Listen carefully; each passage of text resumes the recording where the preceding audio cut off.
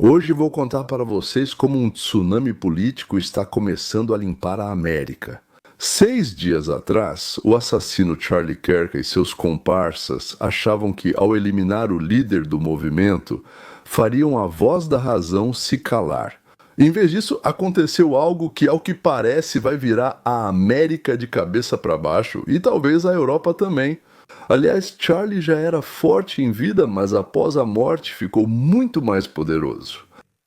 Ouça até o final hoje e você vai entender o poder do tsunami que a morte dele provocou. E isso, como disseram na Newsmax, é só o começo. Então, como todos vocês sabem, Charlie Kirk não era apenas mais um comentarista político. Aos 31 anos, ele fez da Turning Point, Estados Unidos da América, um império conservador com mais de 850 filiais estudantis. Sua organização foi reconhecida por registrar milhares de eleitores e ajudar na vitória de Trump no Arizona. O presidente Trump reconhecia o valor de Charlie, dizendo que ninguém entendia a juventude dos Estados Unidos da América como ele. Quero dizer, não era apenas retórica política, era o reconhecimento de um jovem que mudou radicalmente a abordagem dos conservadores ao se relacionarem com os jovens americanos. Agora, os debates de Charlie nos campi não eram apenas exercícios intelectuais, eles também eram operações de recrutamento muito eficazes. Os vídeos em que ele desafia estudantes liberais alcançaram milhões de visualizações, criando o que líderes da juventude conservadora chamavam de estrutura de permissão para jovens conservadores. Falar abertamente, como destacou um dos líderes republicanos, Charlie Kirk, deu confiança a uma geração de conservadores para expressar abertamente suas convicções em salas de aula, campi e fóruns públicos. E agora, após seu terrível assassinato, parece que o impacto já impressionante de Charlie está apenas começando. A influência de Charlie não estava apenas no fato de que ele debatia muito bem, respondia às perguntas e nunca se irritava. Aliás, respeitava a opinião dos interlocutores, uma qualidade muito rara. Charlie entrou em uma sociedade alienada, fechada e ainda por cima uma sociedade de universidades e faculdades, onde qualquer dissidência era perseguida, onde a palavra conservador era equivalente a idiota, fascista, canalha. E começou a dizer aquilo que era proibido de se dizer lá. Começou repetidas vezes a desmontar os argumentos da opinião comum. E, de repente, os olhos de milhares dos que estavam presentes e de milhões que depois assistiram a esses debates na internet se abriram e diziam para si mesmos isso. Acho que o bom senso não é fascismo, nem de longe, nem chega perto disso. Na verdade, isso é mais real do que o que meus professores e agitadores dizem. E milhares, dezenas de milhares, como sabemos, de estudantes começaram a falar, a contestar, a discutir, usando as palavras de Charlie, e se tornaram condutores de suas ideias, porta-vozes do bom senso. Charlie foi afastado. Diariamente, nos Estados Unidos, realizam-se dezenas de pesquisas de opinião sobre diversos temas. Ouça os resultados das pesquisas sobre o registro de eleitores. O que isso significa? Nos Estados Unidos, ao se registrar, quando você vai se registrar, tipo, eu quero ser eleitor, você pode declarar que você é. Existe um campo onde você pode dizer, eu sou democrata, eu sou republicano, ou eu sou de algum outro partido, um partido pequeno. E você pode, não lembro direito, pode deixar esse campo em branco. Então você fica como independente ou simplesmente marca a opção independente. Vamos seguir em frente. Não é da sua conta, certo? Escutem, tem mais uma coisa que você pode fazer. Depois que você se registrou, pode a qualquer momento ir, nem sei onde exatamente, em algum desses pontos especiais, tanto faz, quem sabe nunca tentei, e se recadastrar. Ou seja, trocar de partido, declarar independência ou mudar de independente para outro status é feito em segundos. Agora estamos recebendo dados sobre o registro de eleitores dos últimos 6 dias e todos eles indicam um enorme aumento em direção ao Partido Republicano. Nosso bom amigo Jack, do Red Eagle Politics, informa que o Partido Republicano recebeu 1.200 novos registros de eleitores tanto na Pensilvânia quanto na Carolina do Norte só na última semana. um grande crescimento nos dois estados, o que sugere que algo importante está acontecendo aqui do ponto de vista do seu valor de confirmação. Esses números parecem rejeitar completamente os democratas. Por exemplo, na Pensilvânia, o número de democratas que mudam seu registro para republicano é 3 vezes maior do que o número de republicanos que passam para os democratas. 3 vezes mais democratas estão mudando para o Partido Republicano do que o contrário.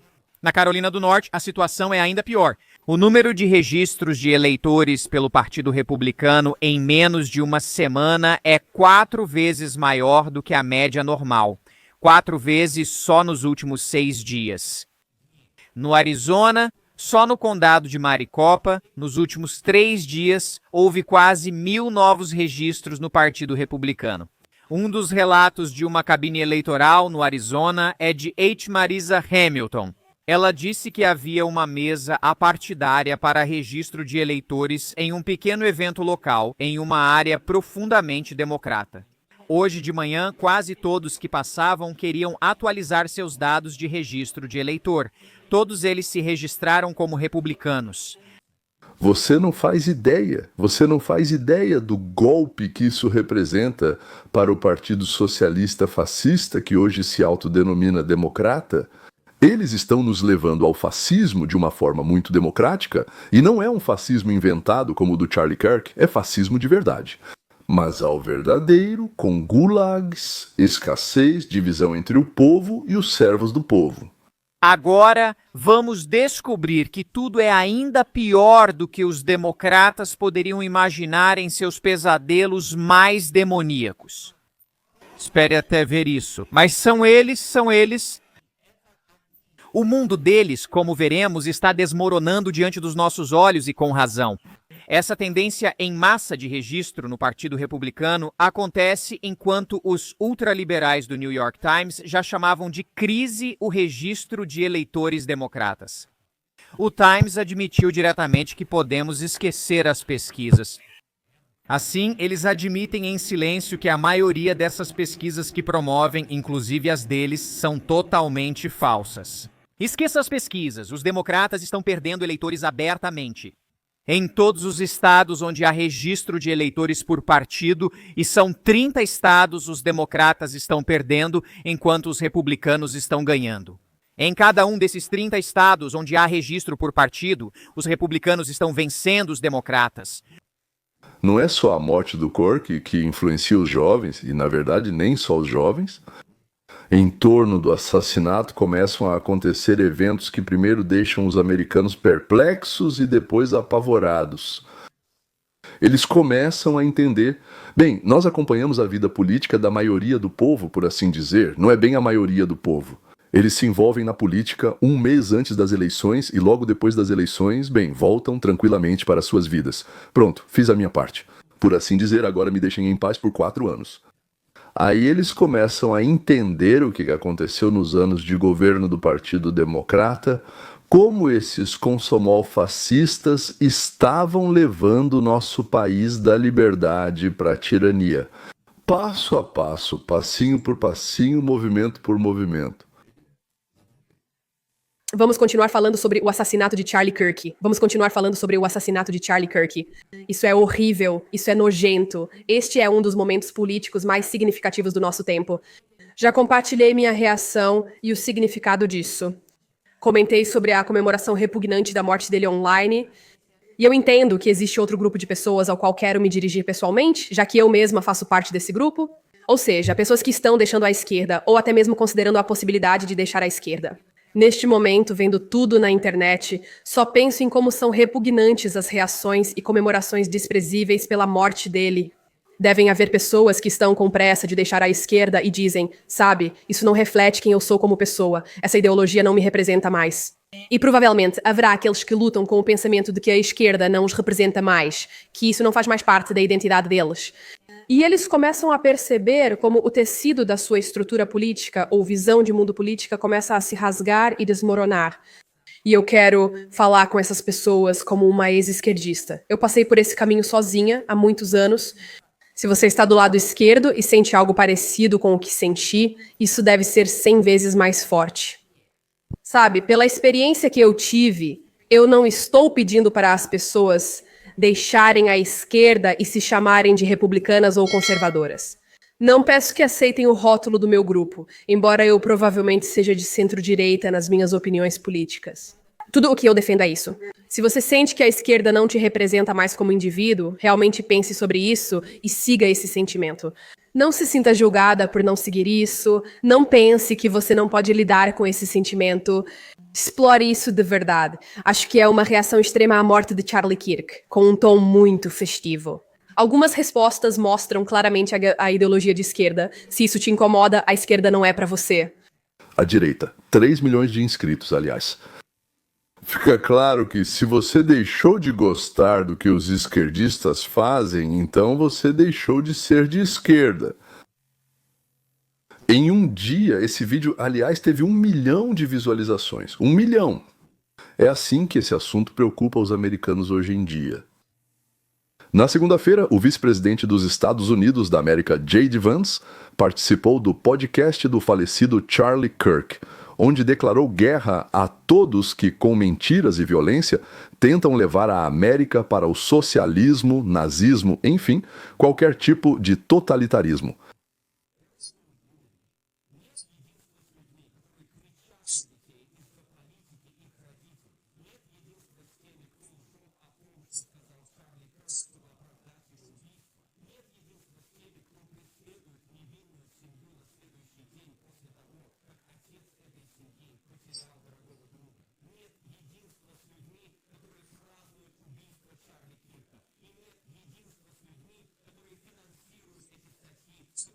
Salários. Esses simpatizantes de terroristas que afirmam que Charlie Kirk era um marido e pai amoroso mereciam um tiro no pescoço porque dizia coisas com as quais eles não concordavam. Quantas vezes na história dos Estados Unidos da América repetimos as palavras que são erroneamente atribuídas a Voltaire? Eu não concordo com nenhuma das suas afirmações, mas estou disposto a morrer pelo seu direito de expressá-las. Essa é uma tradução livre, mas esse é o sentido. Na verdade, isso foi escrito por Evelina Hall, uma escritora britânica que escreveu um livro sobre Voltaire e nele tentou transmitir a essência das ideias e da filosofia dele. Então pode-se dizer que isso é Hall Voltaire. Os pais fundadores dos Estados Unidos da América adotaram essa definição maravilhosa como pedra angular da nossa república. É como um status, Como se comportar em uma situação em que você não concorda e gostaria de parar, mas é incrivelmente difícil se controlar? Não impedir o outro, mas discutir com ele. Ser civilizado nisso. Liberdade para falar e agir só deve ser limitada quando prejudica outras pessoas. Esse é um conceito terrivelmente difícil de colocar em prática, mas pode ser cultivado na sociedade, pelo menos pode ser ensinado. Ninguém sabe o que vai acontecer. E quando isso não é ensinado, as pessoas voltam para a selva, onde cada um faz o que quer sem se importar com os desejos, a vida ou a dor dos outros. Moradores da selva. Ou aos terroristas. Você sabia que a Fundação Sociedade Aberta de George Soros e a Fundação Ford, os grupos que financiaram aquele artigo repugnante justificando a morte de Charlie, recebem generosos benefícios fiscais? Eles são literalmente subsidiados por você e por mim, contribuintes americanos. E como eles nos recompensam? Incendiando a casa construída pela família americana há mais de 250 anos. Eu quero desesperadamente que nosso país se una para condenar as ações e ideias que mataram meu amigo. Eu quero isso tanto que vou lhes dizer uma verdade difícil. Só podemos alcançar isso com pessoas que reconhecem que a violência política é errada, inaceitável, e quando trabalhamos para desmontar as instituições que promovem a violência e o terrorismo em nosso próprio país. Espero que você compreenda o significado disso. Um possível futuro presidente dos Estados Unidos da América disse apenas: nada de alianças, nenhum compromisso ou tolerância com aqueles que incitam o ódio dentro do nosso país. Isso, senhores, é uma declaração de poder e uma declaração de guerra contra as principais figuras do adversário. E aqui está Stephen Miller, um dos principais conselheiros de Trump. Seu cargo oficial, se não me engano, é o de primeiro vice do que chamam de chefe do gabinete do presidente. Siemens definiu a direção, então Miller é quem traça o plano. Campanhas organizadas de doxing, distúrbios organizados, violência de rua organizada, campanhas organizadas de desumanização e difamação. Divulgar endereços de pessoas junto a mensagens que incitem à violência. Células organizadas que praticam violência formam um grande movimento de terror interno e com Deus como testemunha. Usaremos todos os recursos dos Ministérios da Justiça, Segurança Interna e do governo. Vamos identificar, interromper e destruir essas redes para tornar a América segura novamente. Faremos isso em Charlottesville. Isso, claro, não é dito a Vance, mas a nós ele já sabe. Esse assassinato fez com que passássemos da rejeição passiva e da luta verbal para responsabilizar aqueles que violam nossas leis e nossa Constituição. A administração Trump já mirou organizações específicas. Como vocês ouviram, JD chamou as fundações Open Society de George Soros e a Fundação Ford de alvos principais, chamando-as de financiadoras de apoiadores do terror. E eles serão responsabilizados pela violência que financiam. Por mais irônico que pareça, como relatamos semanas atrás, o presidente Trump já vinha preparando o terreno para isso há meses. Trump já ameaçou apresentar acusações com base na Lei das Organizações Corruptas e Influenciadas por Racketeer Influenced and Corrupt Organizations Act, contra Soros e seu filho Alexandre, alegando que eles financiaram protestos violentos e distúrbios sociais em todo o território dos Estados Unidos. E agora, com o assassinato de Charlie, eles obviamente têm toda a cobertura política necessária, e parece que agora estão agindo sem restrições. E eu vou mostrar para vocês exatamente o que eles estão planejando para desmontar o Partido Democrata. Nem Trump, nem Vance, nem este humilde servo querem um sistema de partido único, mas também não queremos um partido consomol fascista que pode querer isso. Bem, que a sorte vire para o outro lado, para tomar o poder não só em Nova York, mas na verdade em todo o país. Com base em que é legal para esses canalhas?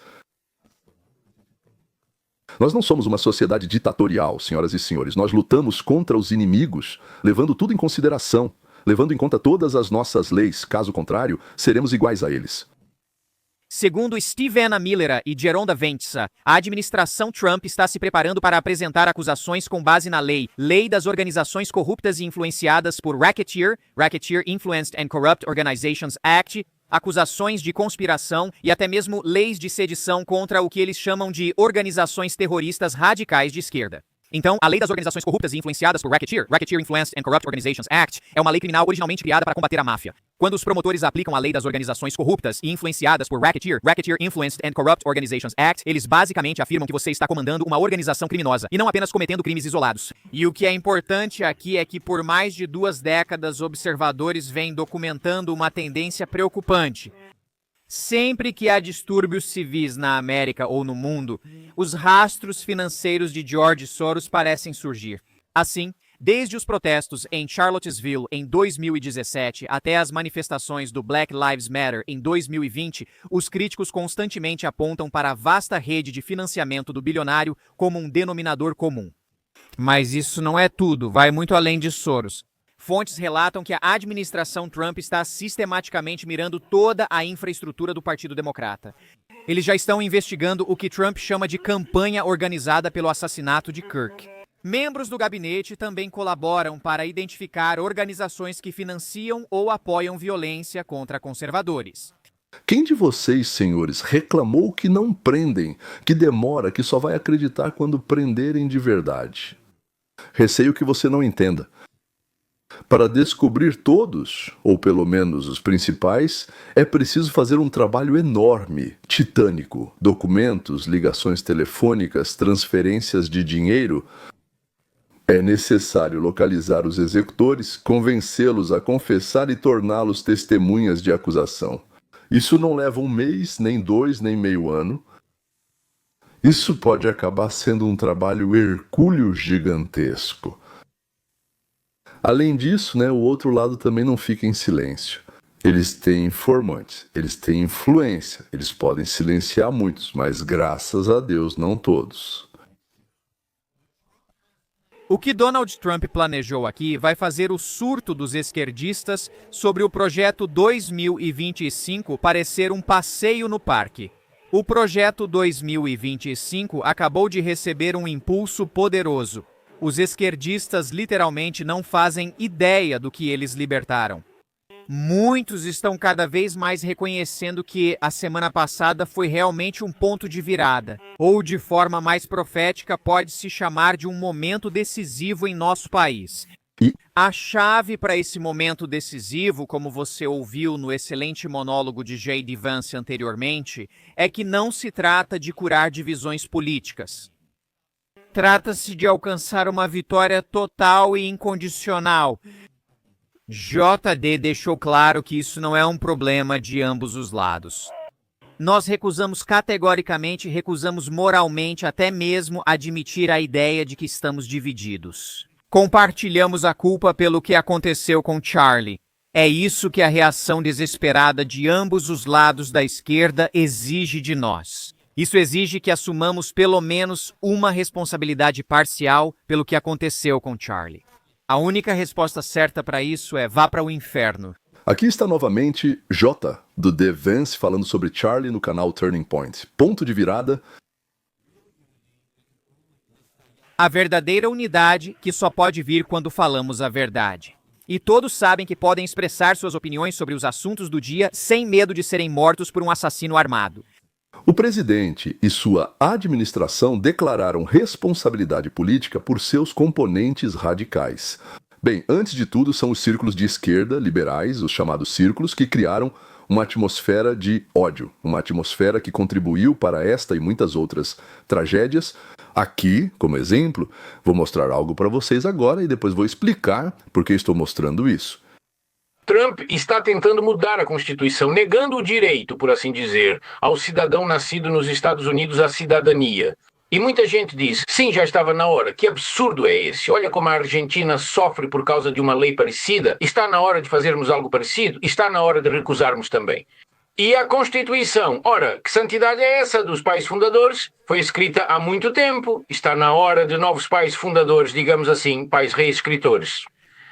E diante dos meus olhos, muitos americanos, e eu também previ isso, depois de um entusiasmo bastante natural de que Trump viria e colocaria ordem, que está na hora, precisamos do nosso próprio Coringa, está na hora de mudarmos o sistema político.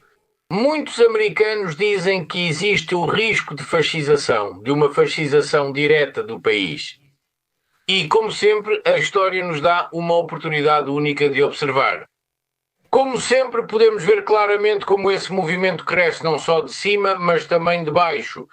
Como muitos sentem saudade do fascismo, como querem experimentar a euforia da unanimidade, como querem descontar nos migrantes. Há esperança de que, desta vez, não sejam, digamos, os judeus, mas sim os latino-americanos. Mas isso não torna as coisas mais fáceis, entende? Porque se começarem a prender mexicanos ou fechar os Estados Unidos para quem pede asilo político, isso no geral não é muito melhor do que as medidas de Hitler e do que a Noite dos Cristais. Que padrão engenhoso para tolos esse inimigo está tecendo. E ele é inimigo meu, seu, da América. Ele nos odeia, nos chama abertamente de fascistas, dizendo que acabar com a imigração ilegal é o mesmo que a Noite dos Cristais. Bem, ele quis dizer, é claro, a Noite dos Cristais em 1938 na Alemanha. Para que fique claro, nessa noite de 9 para 10 de novembro, 91 judeus foram mortos e mais de 30 mil, não me lembro do número exato, mais de 30 mil judeus foram presos. Os homens foram detidos e enviados para campos de concentração, onde morreram. Pelo menos a história não conta nenhum caso assim. Quem, depois dessa Noite dos Cristais, na verdade, Noite do Vidro Quebrado, se traduzirmos corretamente do alemão, você quer dizer facas de cristal? Sim, é isso. Além disso, mais de 7.000 negócios e casas judaicas foram destruídos ou danificados, 267 sinagogas, escolas, cemitérios e bibliotecas foram saqueados e destruídos. E esse jovem comunista fascista, Bykov, estou falando dele, chama que isso foi o melhor. Melhor que o quê? A expulsão de imigrantes ilegais dos Estados Unidos da América, ou seja, a captura de pessoas que cruzaram nossa fronteira sem nossa permissão, ou seja, cometeram um crime e a deportação delas para fora do país. Isso é igual ou pior do que a Noite dos Cristais em 1938 na Alemanha? Pois é, olha só no que deu. O trumpismo é um câncer de tipo totalmente novo, um tumor maligno desconhecido nos Estados Unidos. E muitos acham que o país não pode ser considerado maduro até passar por essa provação. Aqui vai ser muito difícil fazer uma escolha, e tenho certeza de que muitos estão nessa situação. Se Trump e Putin se encontrarem em um conflito semelhante, Deus me livre, claro, como Stalin e Hitler, então o mundo simplesmente estará diante de uma guerra global. Se eles primeiro se tornarem amigos, fizerem as pazes, assinarem um pacto de não agressão, que agora chamam de Trump-Putin 2025, e depois de 2 anos brigarem entre si. Esses regimes não podem coexistir. Aqui, escolher moralmente será difícil. O que você acha, Bykov, é tão ingênuo que não entende o que Trump está fazendo? E que não existe nenhum país no mundo que reconheça como cidadão alguém que nasceu lá absolutamente por acaso? Sabe sim, mas assusta. Por quê? Fica a pergunta. Porque existem milhões de ouvintes e eles engolem isso, ficam assustados, mijam nas calças à noite e depois correm de novo para assistir e ouvir essa porcaria. Eu estou falando do poeta e prosador D. Bykov, judeu que odeia seu povo, o advogado e a si mesmo. Apesar de toda a nossa simpatia por Zelensky e pela Ucrânia, a Ucrânia pode acabar sendo uma partição da Polônia, de uma divisão que começou com o pacto de 2 grandes potências. Isso pode acontecer, e essa divisão já é discutida atualmente. É difícil até imaginar qual escolha teremos que fazer então. E onde fica essa América? Será que é na Antártida, para onde os imigrantes políticos vão fugir? Bem, eu espero que agora temos uma chance muito boa, eu diria uma chance houdiniana, considerando o romance de Turgenev, sim, entregar a Rússia, mas não a Mira. Comprar na loja do Navalny apoia o trabalho do Fundação Anticorrupção. Você ganha um brinde e nós conseguimos recursos para lutar contra Putin e seguir o trabalho de Alexei. A loja nos ajuda a permanecer independentes e fortes neste momento difícil. Apoie a gente. O mestre da verborragia, Mark Fagin, incita os ucranianos ao ódio contra Trump. A pergunta é, por que ele faz isso? Isso é incrivelmente vantajoso para Moscou. Quanto mais os ucranianos odeiam Trump, mais tempo a guerra vai durar e mais territórios a Rússia vai conquistar. Talvez a guerra ela é como uma mãe para Fagin, ou talvez a Rússia seja como uma mãe para Fagin, quem sabe? Preste atenção ao tema. Está vazando muita informação sobre o tema da conversa de Vitkov. Bem, o próprio Vitkov, totalmente vendido à Rússia, como eles estão nos manipulando. Trump enviou para o encontro com Putin alguém totalmente pró-Rússia, totalmente vendido. Bem, em algum século XVII ou XVIII, por insulto, ainda mais sem fatos e documentos, normalmente se desafiava para um duelo. A maioria dos comentaristas destaca, especialmente o mais autoritário, o Ministério dos Negócios Estranhos da OBR, que lá no centro houve uma discussão sobre uma certa troca de territórios. Bem, ou seja, estamos falando de que a questão do congelamento na linha de contato está praticamente resolvida, mas ainda está sendo discutida. Talvez isso seja um afastamento dessa linha para outro lado. Ou seja, Trump está decidindo a questão da divisão da Ucrânia pelas costas dela. Senhores, que tal o seguinte?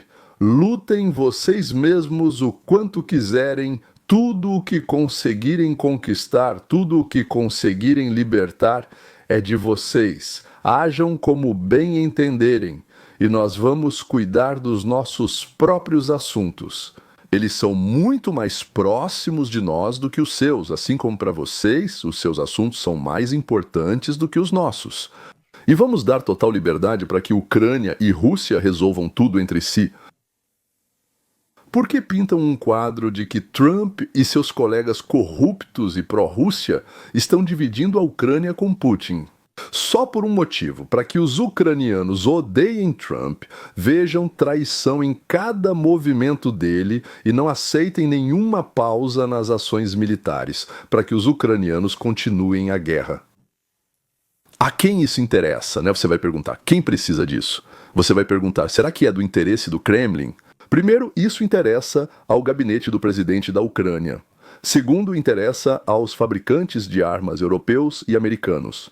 Terceiro, interessa ao gabinete e aos comissários militares ucranianos, que ganham milhões livrando os jovens do serviço militar.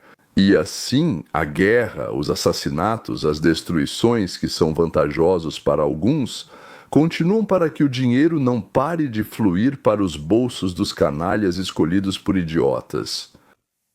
Essa é uma combinação incômoda, canalhas e idiotas. Continuação.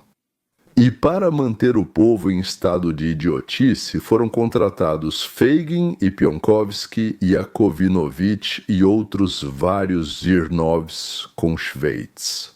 Aliás, não acho que Bykov tenha sido contratado. Ele é tão idiota, embora seja sem dúvida um prosador talentoso e também poeta, que nem precisa ser pago pelo delírio febril e narcisista que ele fala. Porque eu mostrei para vocês esses russófonos bajuladores. Eu estava falando da América e do público de língua inglesa, certo? A questão é que ficará mais claro para vocês o que a esquerda fez aqui na América com o dinheiro dos Soros. Lá e outros com exemplos de temas que vocês conhecem ligados à Rússia, Ucrânia e semelhantes. É justamente esse bombardeio do público com ódio ao Trump, ao Vance, ao Lula, ao Musk, ao Charlie, e na verdade a todo o Make America Great Again. Make America Great Again? Que horror! Isso é Make America Great Again? Vamos fazer a América grande de novo ou maravilhosa de novo? Que horror! É isso que eles fazem. E com tanto sucesso que pessoas nervosas e perturbadas como esse Tomás Mateus Crooks, que atirou no Trump, Luigi Mangione, que matou o diretor da companhia de seguros com um tiro nas costas, Taylor Robinson, que é parecido e é o assassino de Kirk.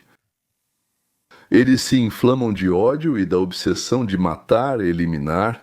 Se não eliminarmos a causa, por que ocorre a violência, o ódio, o assassinato? Eles vão continuar. Se não removermos o pus, ele vai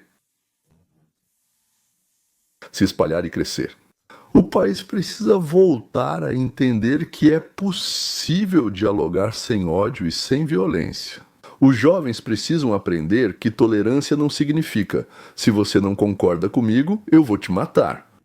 Que, em geral, é preciso aprender a resolver conflitos não com uma pedrada na cabeça ou uma facada pelas costas, mas de alguma outra forma. E é preciso começar a lidar com aqueles que pagam para incitar conflitos. Bem, por causa da violência, naturalmente, sim. Assim como nos Estados Unidos da América, nas faculdades, e também, digamos, em Israel, em vários lugares, por algum motivo, passaram a ser chamados de palestinos mesmo estando na Judéia e Samaria. Alguém está financiando a violência. Assim que pararem de pagar, a violência será 10 ou talvez 100 vezes menor. Cai-me lá e aqui, igual. A imundície precisa ser eliminada. Adeus, até a próxima vez.